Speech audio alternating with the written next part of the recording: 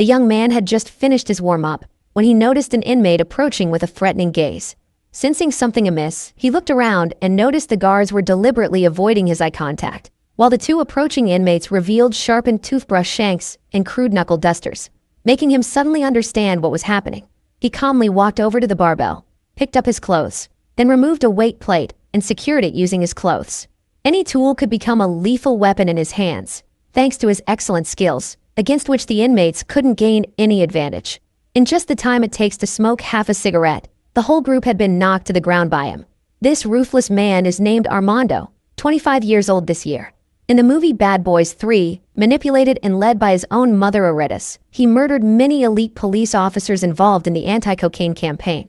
Even veteran Captain Howard lost his life at his hands. Although he later acknowledged his father-son relationship with Mike, the crimes he committed were unforgivable, and he was ultimately put in prison by Mike himself. In the blink of an eye, for years had passed, Mike, now over 50, had also found his life's harbor. He married Dr. Christine, who had cared for him in the third installment, and the two entered into a blissful marriage.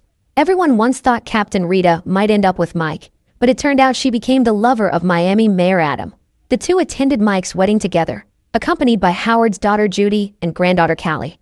Marcus enthusiastically introduced the two to everyone, and even invited little Callie up to say a few words. Everyone raised their glasses to wish the couple 100 years of happiness. Immediately after, the music started, and all the guests began to immerse themselves in dancing on the floor. Marcus danced with extreme energy and was also the most prominent in the crowd. He was giving his all to the dance moves, but suddenly his expression became extremely painful, and he slowly collapsed onto the floor. Seeing this, Mike rushed over to perform emergency aid on the unconscious Marcus. In his dream, Marcus saw himself standing on a deserted beach, and he saw the deceased Howard there. Howard told Marcus it wasn't his time to die yet, then walked over to Marcus and whispered a few words in his ear. Marcus beamed with a radiant smile. Immediately after, he also woke up from his hospital bed with a smile on his face. As Marcus stood on the rooftop feeling the joy of being alive again, a helicopter was slowly landing on the roof. In the darkness on the other side of Miami City, the person stepping off the plane was Mexico's most notorious cocaine kingpin, James. Accompanying him was Walker, from a bank specializing in laundering money for cocaine cartels. As soon as he entered the room, James immediately threw a business card onto the table, showing a picture of the late Howard.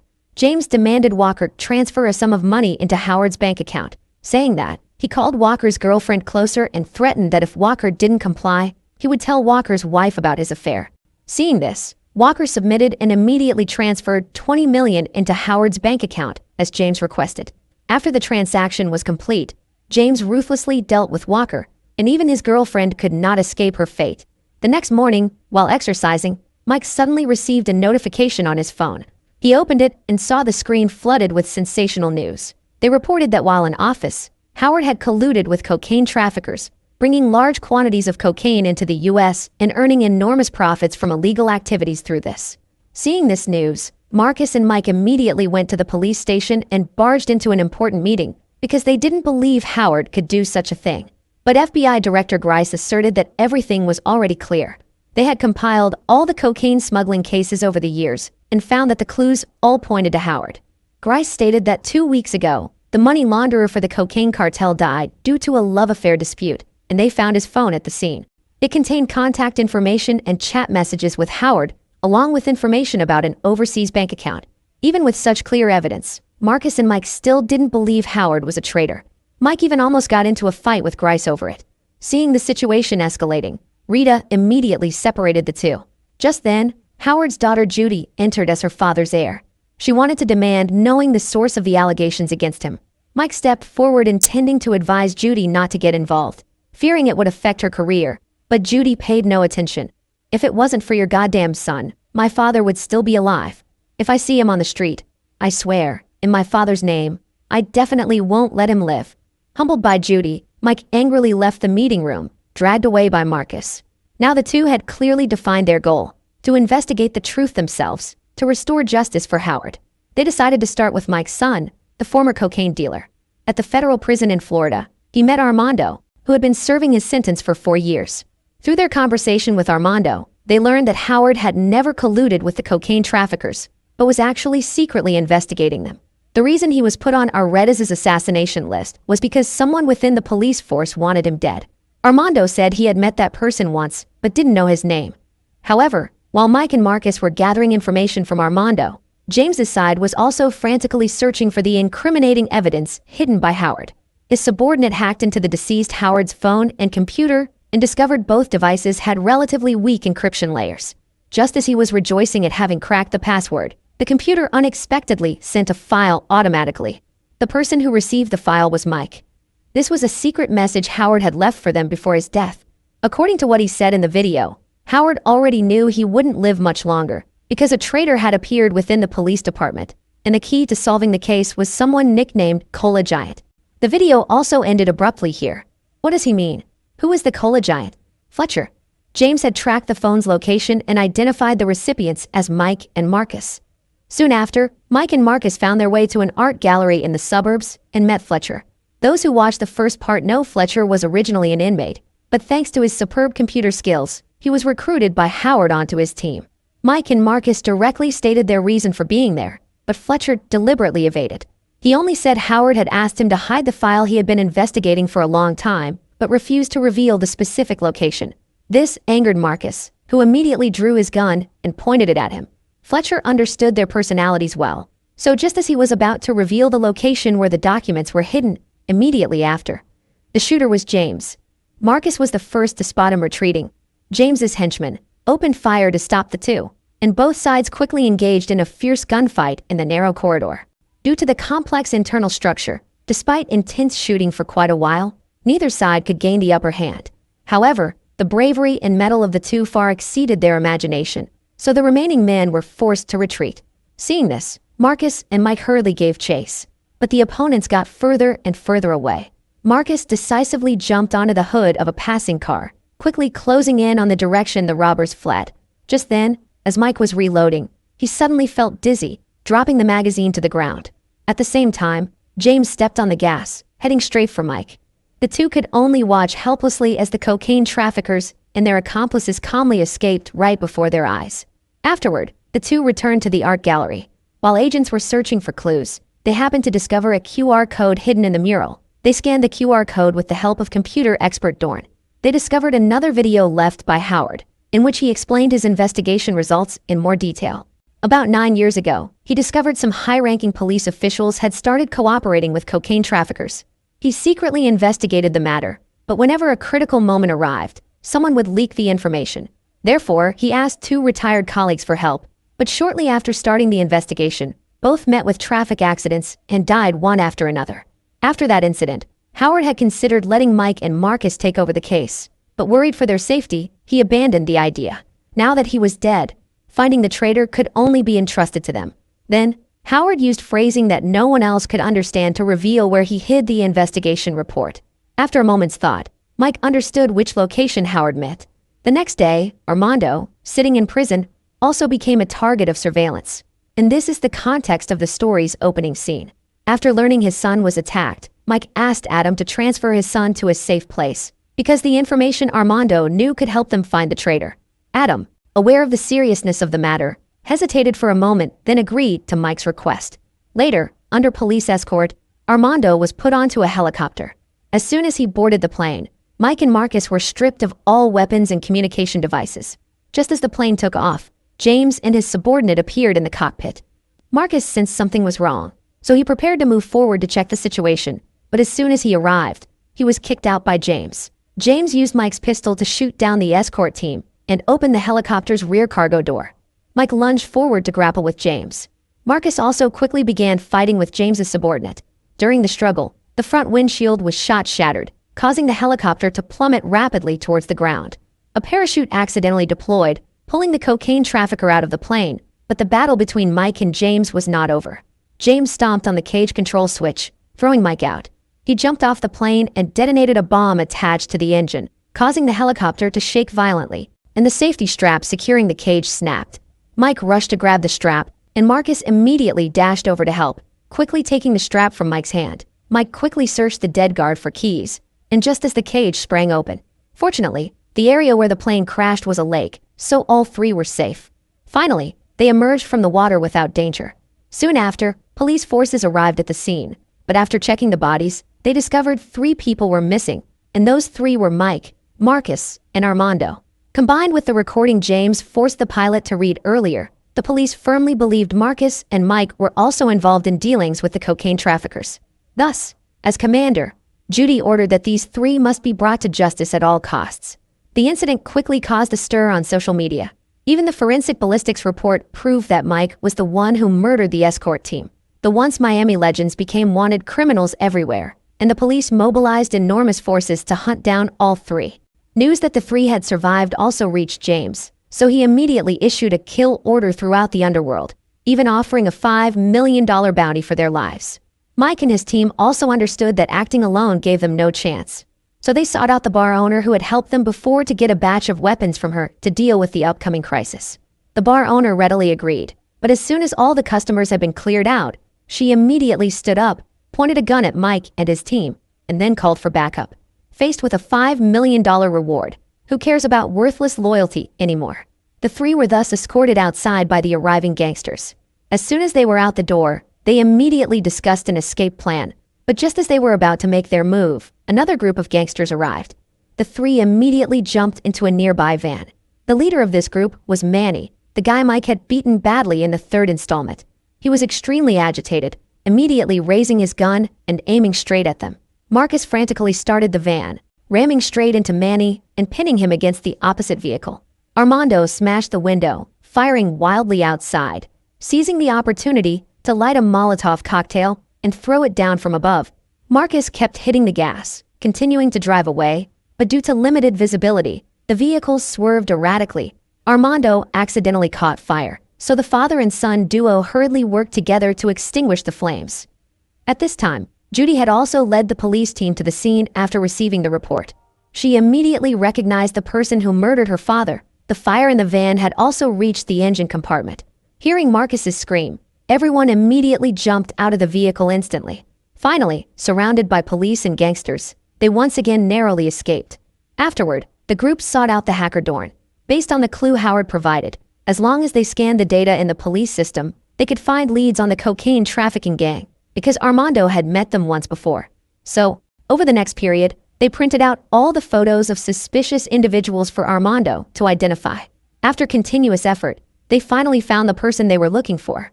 Dorn quickly looked up information on this person. His name was James Lockwood, and he came from the Army Ranger Academy. Before 2005, he was deployed in Mexico and participated multiple times in anti-cocaine operations. However, during one mission, he was unfortunately captured and tortured by cocaine traffickers, forced to betray his comrades. As a result, besides him, the entire team perished. Ultimately, he joined the cocaine cartel and has been working for them ever since. After learning this, Mike immediately called Rita to report all the new information, but their call was accidentally seen by Adam. Rita casually mentioned Mike and his team's discovery, unaware that it would cause huge trouble. As soon as the call ended, Dorn discovered through the surveillance system that a group of fully armed assassins was already outside Mike's and Marcus's houses. He immediately called the 2 to check the situation. Both were shocked witnessing this scene. They hurriedly took out their phones to warn their families to evacuate, but Mike called repeatedly with no answer. After Marcus contacted his son-in-law Reggie, he told him to immediately take the family and hide. Receiving the news, Reggie quickly hid his wife and mother-in-law in the walk-in closet, then grabbed a gun from the safe. At this time, Mike's phone still couldn't connect, and soon the group of assassins had snuck into Marcus's house. The experienced former Marine Reggie took action with extremely skilled techniques, moving flexibly combined with precise tactical movements, quickly taking down all 9 gunmen who had just entered the house. Mike, watching through the monitor, couldn't help but cheer excitedly. But at this moment, Mike still couldn't contact his wife. Just then, someone knocked on his door. It turned out to be Callie, Howard's granddaughter. The 2 had just exchanged a few words when Christine saw the phone on the table and immediately picked it up. Unfortunately, it was too late. James and his accomplices had quietly broken into the house. James picked up the phone dropped on the floor and told Mike, "If you want your wife and Callie to survive, bring Armando for an exchange, and you must also hand over all the evidence Captain Howard hid." This condition put Mike in a difficult position. He couldn't accept sacrificing either his wife or his son. Mike didn't understand why things had developed to this point, but then he suddenly realized he had just called Rita, and immediately after, James also began his move. How could it be such a coincidence? Did Rita leak the information? Not Rita, but her taste in men is really terrible. Mike immediately called Rita, telling her Adam might be the traitor. Rita was instantly stunned after hearing this. But after hanging up, she still tried to remain calm, telling Adam the case had a new development and she needed to go out immediately. Hearing this, Adam offered to go with her. Seeing Adam still texting, Rita snatched the phone from his hand. Knowing he was exposed, Adam no longer needed to hide and attacked Rita furiously. The two began to fight fiercely in the elevator, but because Rita was a woman, she couldn't match Adam's strength. And just as she was about to suffocate, Dorn and Kelly arrived just in time to reinforce and quickly subdued Adam. When he woke up, he had been taken to Mike and Marcus, and then they began planning the rescue of Christine and Callie. Soon after, James received a call made by Mike mimicking Adam's voice. They used a voice-changing system, saying something roughly like this. Because James messed up, causing everything to be exposed, they now had to leave immediately. Christine and Judy's daughter would be transferred to Cuba for long-term imprisonment, so Mike and Judy wouldn't dare act recklessly. He also promised they would use a seaplane to pick them up at dawn, then retreat together. After hearing this, James didn't suspect anything and immediately ordered his subordinates to pack up and prepare to move. Meanwhile, Mike's group also began arming themselves. This mission was extremely dangerous, but they absolutely had to succeed, not only rescuing the two hostages, but also eliminating the notorious cocaine kingpin James from this world. Everything was ready, so they boarded the seaplane heading towards James's island base. Armando pioneered, piloting a submersible to approach underwater. Dorn and Kelly monitored from outside and used a drone to provide real-time updates on the battle situation. As soon as the plane reached the abandoned amusement park area, they immediately spotted a sniper up high and simultaneously faced a new challenge. According to the data, the water area around the park had alligator activity. At this time, the seaplane also began landing near the park. Adam was forced off the plane because he was a crucial element in the plan. As soon as Adam appeared, James also brought out the hostages and all his subordinates from the amusement park. They were completely unaware this was a trap. Mike in the plane's cabin had already raised his sniper rifle, looking through the scope as the target gradually approached, but he was extremely tense. At this moment, James seemed to sense something unusual, so he abruptly stopped on the bridge. Immediately after, the water surface suddenly rippled violently. That's right, the alligator had appeared, and it was swimming towards where Armando was hiding.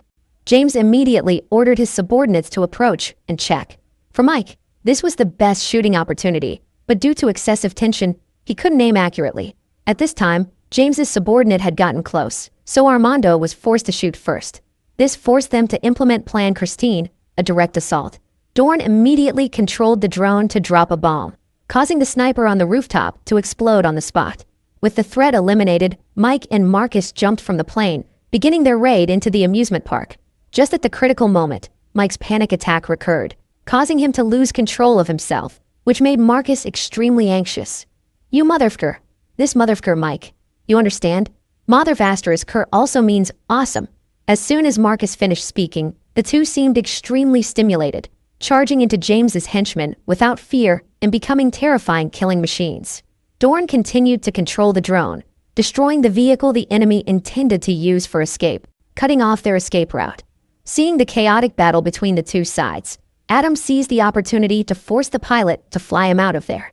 As soon as the plane took off, Rita raised a grenade launcher-equipped rifle, aiming straight at the plane. She fired one shot, damaging the wing and immediately causing the plane to shake violently. Armando had just shot the cocaine trafficker holding Callie when the plane suddenly crashed towards them. James was forcing the girl to walk past in front. Mike didn't hesitate, jumping straight down from the upper level, landing on the glass panel below. Immediately after, Marcus also jumped. As soon as they hit the water, the alligator scented them, swimming straight over, opening its mouth and clamping down hard on Marcus's arm. Seeing this, Mike grabbed a broken iron bar, dived into the water, and repeatedly struck the alligator's head hard. The alligator, having never encountered such ferocious prey, had no choice but to turn and flee. Just as the two escaped danger, Armando on the other side encountered trouble.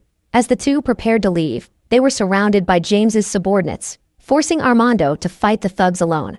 Although he finally eliminated all the enemies, he himself was covered in blood and was ultimately helped away by Callie. The two reached the open ground outside the amusement park. While the others were cleaning up the remaining cocaine traffickers, Adam suddenly launched a surprise attack. Dorn was shot in the arm. The moment he saw Rita, Adam still held on to some illusion, but immediately after, he was sent straight into the alligator's jaws. The police received the alert and immediately rushed to the scene, still led by Agent Judy. After searching the surroundings, she unexpectedly picked up the bracelet her daughter dropped and followed the blood trail to search. While Marcus and Mike were cornering James, Marcus suddenly saw a scene identical to his dream right on the beach. Before he could be astonished, a gun was pointed straight at his head. When Mike arrived, he discovered Marcus had also become James's hostage. Holding the two people closest to Mike hostage, James became even more arrogant and insolent. He forced Mike to choose who died first, and it seemed when he said these words, he didn't understand Mike at all, because immediately after, Mike opened fire in resistance, resolving this threat. And it was precisely because of his stupidity that James lost his life. At this time, Judy had also approached Armando. At the critical moment, her daughter rushed out to shield Armando, because just moments before, Armando had risked his life to protect her. The little girl pleaded with her mother not to harm Armando.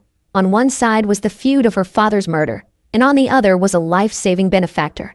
After a period of internal struggle, Judy finally lowered her weapon. Seeing this, Callie rushed into her mother's arms, and Mike also immediately ran over to check his son's injuries. "Go, before I change my mind. Let's go." He helped his son onto the motorboat docked by the lake, handed him a card, told him to go south and never look back. Watching his son's retreating back, Mike's heart ached with pain. He didn't want his son to return to prison, so this was his only choice. And at the story's conclusion, all allegations against Howard were dropped, and those who had done wrong did not escape the punishment of the law. Mike and Marcus continued their legend and protected the city of Miami. The movie ends here. What are your thoughts on the film? Please leave a comment below the video. See you in the next video.